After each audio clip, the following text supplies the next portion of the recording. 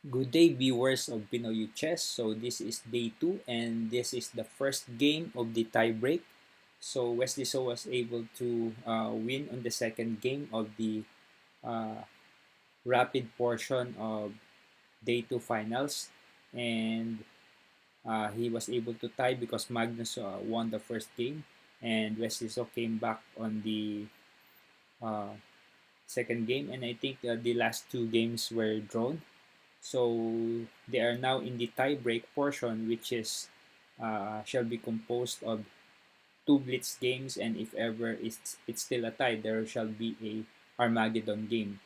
And this is the first game, and you can see that this game was won by Wesley So, and he did it in a very convincing fashion, and he was able to dominate Magnus in a Caravan opening. So let's see how it went. We've seen quick draws, we've seen the tension building game on game, and Simon Williams was right, the Ginger GM was right. Wesley So opens the game with his king's pawn there. And we see for the third time today, Jovanka, your favourite opening. You couldn't have dreamed for a better day today. This was, but he's changed tack. Now the bishop has developed rather than challenging in the center with a pawn. So now we see some very natural developing moves from white, and it's all designed to get that king to safety on the right-hand side of the board. And now black has chosen to develop the knight. And yeah, it's a very flexible system by black. I know David really likes this way to play for black. That's right. I've played this setup as black myself many times before, including in some critical games in my career. I've got a very good score with black. I just like the flexibility. I like the fact it's blocked as well. That just suits my style. It's all about long-term planning. That suits Magnus as well. We saw a very similar setup in the first game of today, where Magnus Carlsen, he won with the black pieces. This time, we haven't seen him use this bishop maneuver to give two free moves to his opponent. So Magnus, essentially, we've got the same position. One or two small nuances, two small differences perhaps, and we see Magnus Carlsen use the same idea, bringing his queen out early in the game. Interesting stuff. Both sides, I think, have reason to be happy, and there's, for us, even more reason to be happy. So much tension, not even one trade so far. Both players definitely going for the win in this one. And they do have 5 minutes on the clock. They get 3 seconds after each move they make. And Wesley So is already under 5 minutes on the clock. So clocks are ringing everywhere. And he has made his move, David. That's right. Yeah. He's just pushed a pawn near his king, giving his king some breathing space later. So that king can always has an escape route if necessary. Yeah, and this was going to be a super interesting moment for me, but Magnus has answered. What is he going to do with that dark square bishop? Well, he has cleared the path for it, and the knight has moved, and now there's going to be a bishop trade. They have left the board, and now black has quite a nice queen in the bottom half of the board. That's right, and therefore Wesley So said that queen was too strong. I'm going to trade that queen off. We've seen a trade of queens that nearly always favours Magnus Carlsen. We've seen it this tournament. He's the endgame god. He's the endgame expert. Once queens leave the board, he somehow manipulates the game, which it always seems to favour him. But this time, black does have a weak pawn on that left side of the board. Black's pawn in white's half can be weak, potentially. It's all going to become a battle about whether that pawn is weak or strong. Meanwhile, Wesley So just improving his bishop there, eyeing up black's knight on the right side. Yeah, absolutely, David. And what I like about these type of positions for black, it's all about, you know, whether they can break, because the position is very blocked. So you have to think of it just like you would in a military strategy. Oh, Wesley disappearing from screen for a second and then coming back. But yeah, you see, you just have to think about it like military line. Both sides will be looking at opening a line, and that is why Magnus has just pushed a pawn to challenge the center. Now, this is very risky strategy because you can either choose to do it immediately like Magnus has, or you can actually build it up and prepare it. And wow, the bard does not like that at all. That's right, so temporary pawn sacrifice by Magnus Carlsen. As Jovanka mentioned, he's going for it immediately. He's not hanging around. He's seen the two armies, they were looking at each other, and he didn't like that tension, so he's advanced. And we see a flurry of moves. White snatched a pawn off the board. Magnus Carlsen offered that. Oh, look at the bar. Magnus Carlsen, it looks like he's just blundered on that last move. I think Wesley So, he's going to find a very strong continuation. Maybe not the best. He's blocked that black rook on the left side of the board. That rook is completely hemmed in, blocked by White's bishop. Yes. I don't understand what Magnus is doing. He's given up a pawn for no reason at all. How is he going to win that pawn back? Wesley So, full of confidence right now. Wesley looks confused. Magnus doesn't look like this is strange to him at all. That's right. I think he's suddenly realised there's no way to win that pawn back. Black could use his rook in the top right-hand corner of the screen. There we see, above the board, the stockfish, the computer recommendation, is to bring that rook across to try and win the pawn back, the pawn that Magnus has sacrificed. But we will see Wesley So come up with a great move right now. He's just pushed his pawn forward one square. Yes, he's just pushed it forward. Oh, I'm really not liking what Magnus has done. He broke in the center way too quickly. And I think Wesley is winning it. And this is the point. After Magnus has recaptured the pawn, look at those mean girls, Kaya. Oh, yeah, but look also at the bar. Oh, it's swinging all the way. Okay. Yeah, I think it just needed some time to adjust because Wesley actually gave back the extra pawn. But if you look at this pawn, it is a little bit weak. And there you go. You see Wesley is going in for the kill about that pawn. He wants it gone from the board. That's right, and we see above the board as well, again, the computer suggestion is just keeping things simple. Wesley will find this move. He'll just use his rook to capture that black pawn, which is just infiltrated into the white camp. It's just got no backup, though. Yeah, and now look at Magnus. He's done it, and now Magnus just has to mix it up. And it looks now that Magnus is realizing that this is horrible for him. Yeah. He gave up a pawn for no reason. All he can hope for now is that Wesley So gets nervous. Magnus is playing faster than ever. He's trying to put the pressure on. He's just hoping that Wesley cracks. But if you look at the left side of the board, White has so many pawns on that side. He's got a 3 versus 1 advantage. If you look at the first 3 lines across that, White has a huge pawn advantage. Those pawns will decide as long as Wesley So doesn't blunder, as long as he doesn't lose control. All he needs to do is solidify, control things in the center and on the right side, then those pawns will win. And actually we see the computer suggestion is to push those pawns immediately. But he is going under 3 minutes. He's been thinking for almost a minute on this move, and we know in Blitz there is no time to take 1 minute breaks to think. No, there's no time to take, but he does have a fantastic position. Look at the control that White has on the left-hand side of the board. It's just dominating. So there is time to take a little bit of a pause, but you're right, absolutely not 1 minute's think. That's right, and Magnus Carlsen, he's trying to keep a poker face. And he's done it. He's really clamping down on the left-hand side. And Magnus is challenging in the centre with his pawn, but goodness me, it's a little bit slow. That's right, so Magnus, he's trying to fight back against White's strong pawn in the centre, but this is the type of move, it's not scary for White at all.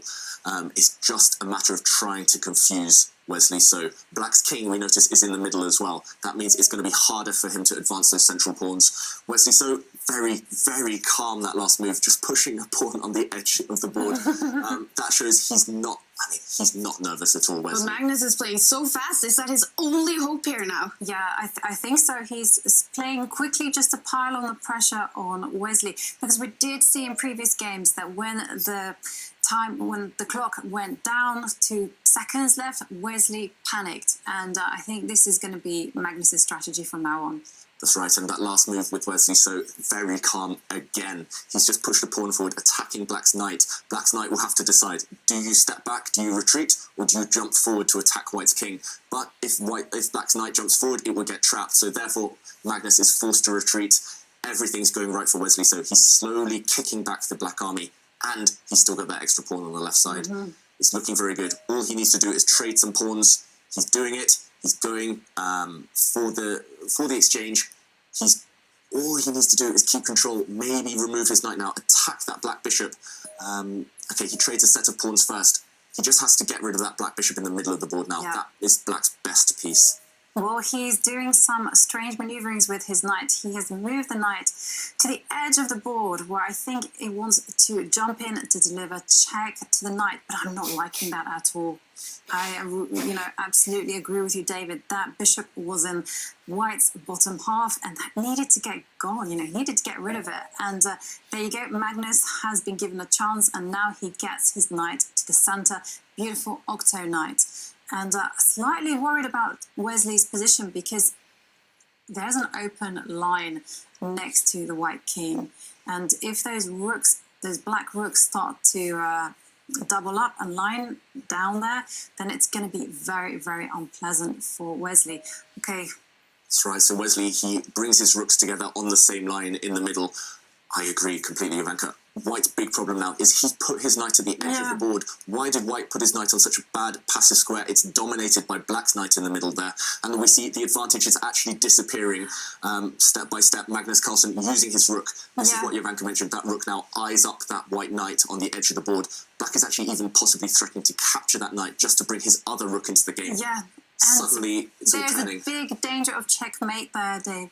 And you can see Wesley is concentrating hard. This is really, and it's, you know, all this is down to that very odd knight move where he just put it to the edge of the board. And the computer really is not happy. Look at the bar now. It says equal. Wesley, so little time on the clock. That's right. And we saw Stockfish recommended White only had one move to keep the advantage, but he missed it. And now Black has sacrificed his rook for a knight, but it means that his knight has jumped in. He's given check. Suddenly the material's level. White has lost his extra pawn. He's trying to push on the left side, but will it be quick enough? White's king is also very, very weak now. White's king is a huge target for that black rook. Yeah, absolutely. And we just have something. We have a race. We have a big, big race. It's pawn against pawn. Pawns on the left-hand side of the board versus pawns in the center. Both of them are going to be pushing hard. This is exciting stuff. Breathless stuff. And actually, I think Magnus's last move was a huge mistake. He left White's pawn alive. White's pawn is very advanced now there on the left side of the board. So, as you can see here, the commentators are very nervous for Wesley, but actually Wesley has already taken into consideration everything and is not panicking about the time, because for every move they make, they get an increment of 10 seconds for each move. So let's see what happened next. Could have just captured it. He could have given a check with his rook. He could have attacked that White king. Now all White needs to do is move his rook across one square, shuffle it across, attack that black bishop. That black bishop and black king are lined up on the same line. If White just shuffle... Yeah, actually Wesley had already considered that. I think he's just double checking things, making sure that there's no surprise tactics. And actually I think Wesley is just considering, for example, rook f1 and then rook h8 check, then king g1, and then if rook h1 check and then king f2 and then exchange of rooks, he's considering whether his king would be able to catch a wayward pawn at the d file if ever he has to there are any combinations or series of moves that would drive his king a little farther away. Okay, so he has already considered that, and I know that he can manage, and he also know that he can manage his time since there is an increment of 10 seconds. Pulls that rook across. White has a huge advantage, and he finds it. Wesley So back in control. But only with 25 seconds on the clock for Wesley So. Yes, absolutely. And we did see him with little time. He did. So look at this. Even with 20 seconds on the clock, and still continues to goes down. 19 seconds, 18 seconds. Wesley is not panicking because he knows there is an increment, and he has already considered everything, and that he saw that everything is fully covered.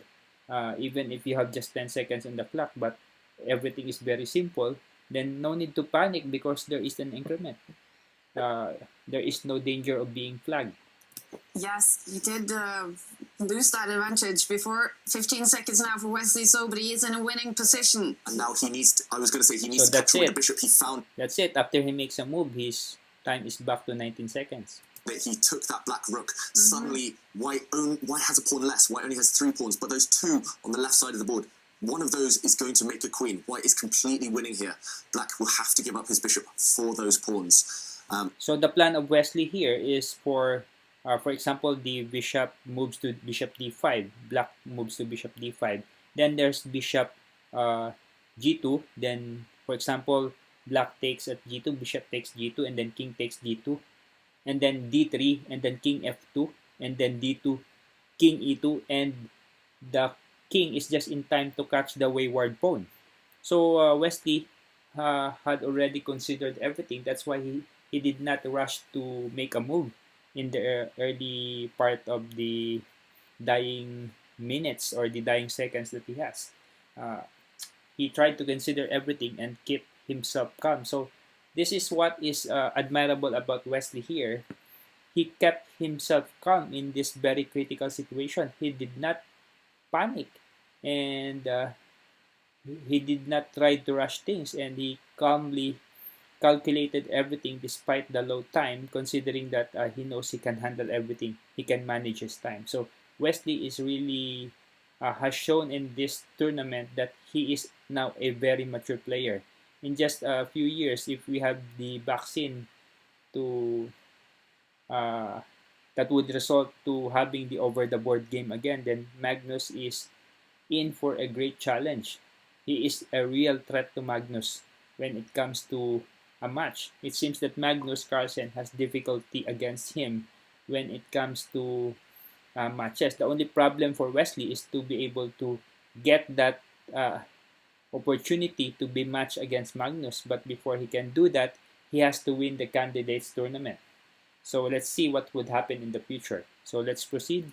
Wesley, so it's still not easy, it's still very difficult, but he needs to get one of those pawns to the end of the board and make a new queen. Magnus Carlsen, under pressure, he's messed it up again. Yeah, he has messed it up. And in terms of the clock situation, Wesley has just over 20 seconds, whilst Magnus has 2 minutes and 20 seconds. But the position on the board is not good. And as David says, those pawns on the left side, they are so dangerous because those are the best type of pawns.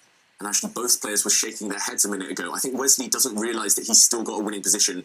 He knew he was completely winning earlier. He lost control. He's still living in the past. He's still remembering that he's lost that control. He should be focusing now because one of those pawns will win him the game. Magnus suddenly realising what he's done. Like, he's going to have to give up his bishop soon for those pawns. But the problem is that won't be enough to save the draw. White still has one pawn remaining on the right side of the board. As long as White has one pawn alive, giving up the bishop won't be enough. Yeah. Black in deep trouble now. And he is thinking for a long time now. Magnus Carlsen, his advantage this whole game has been the clock. He was able to push Wesley So on the clock for a while there, and Wesley So did blunder, but he is back in the game. So for example, if Magnus takes the pawn at b5 here, for example, bishop takes b5 and then Wesley bishop takes b5. And for example, we have here king e5. Then Wesley would win the game by a simple bishop c6. He would take the pawn at b7, or if Magnus would take the bishop at c6, then the pawn at the edge of the board is home free. It's going to queen. But Magnus needs to make his move. Yeah, he does need to make, and I really am very worried for Magnus because the more he thinks, the more time he gives Wesley to get composed and start thinking about the potential in his position, because it is possible that Wesley, blinded by the clock situation, he only has 21 seconds, could make an inaccurate move. But the more he... No, I don't think so. I don't agree with that analysis that Wesley would make an inaccurate move considering that he has only 21 seconds. Wesley has already computed everything here. Look at his face. He's very calm. He's not panicking. And 21 seconds is not a cause for panic if there is an increment of 10 seconds. Even non-elite GMs don't panic even with just 5 seconds as long as they have increment. Even if that increment is only 1 second per move. They can just go fast if the position is already very simple. He thinks, the more he will leave Wesley to figure it out. And there you see it. There we see a trade of pawns, but White still has one very, very strong pawn left. That pawn is running through to its goal of getting to the end of the board. So as you can see here, the same thing had been computed by Wesley already in his head on the dying minutes, a little more than 1 minute before, or 2 minutes, or even below 1 minute. This had already occurred to him. So the defense here for Black is bishop c6, and Wesley would just make bishop g2, and bishop takes g2, king takes g2, d3, king f2, and then d2, king e2, just in time to catch the wayward pawn at the d file. but the black king is too far away to catch the pawn at the a file. So Wesley will be able to queen his lone pawn at the queen side. So this is already covered or considered computed in the mind of Wesley. Becoming a new queen, black, I think it's not even easy now, but black has to find a way to sacrifice his bishop for that pawn. That pawn needs to just disappear. I don't think I don't think it's possible, David. Yeah, I don't think it's possible either. He needs to be very, very tricky now, Magnus Carlsen, even to survive a few more moves. He's starting to realise he's pushed a pawn forward. That's a pawn sacrifice. White can even just take that pawn off the board right now. White can capture that pawn with his bishop. That's just a deflection technique. Black is just trying to buy himself some time. And Magnus has done that. He's taken the pawn, and now we're going to see. So the same plan again. Bishop f1 and then bishop g2. So black has not enough time here.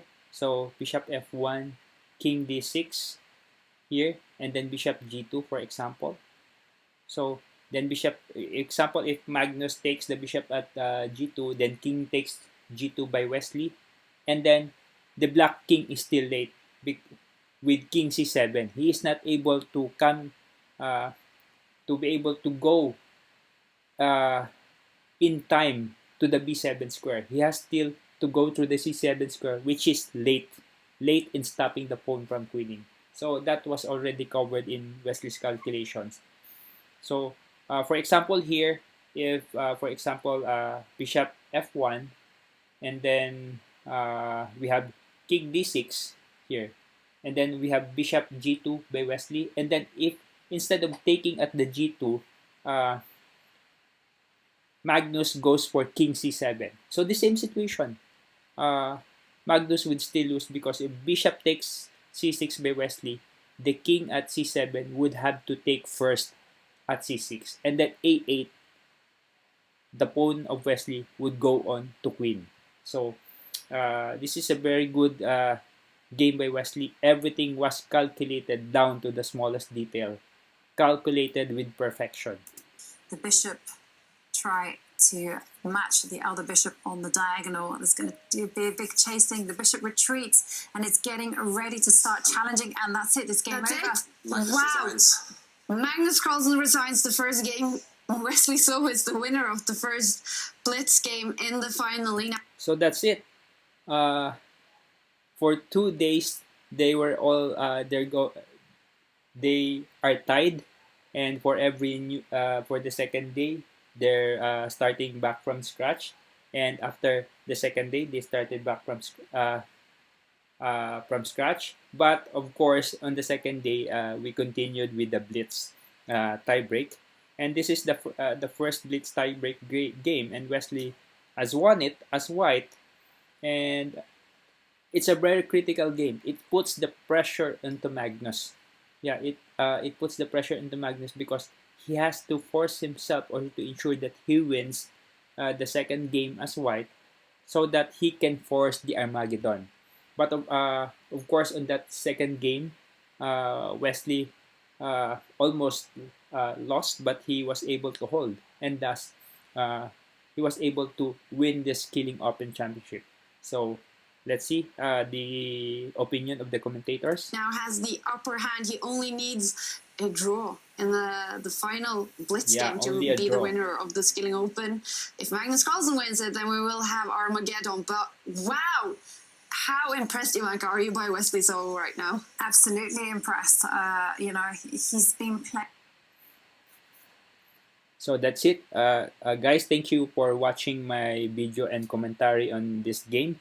I would like to invite you to subscribe to this Pinoy Chess channel, so that you would be able to watch more of my commentary videos on great chess games from elite chess players. So thank you again for watching this video, and bye for now.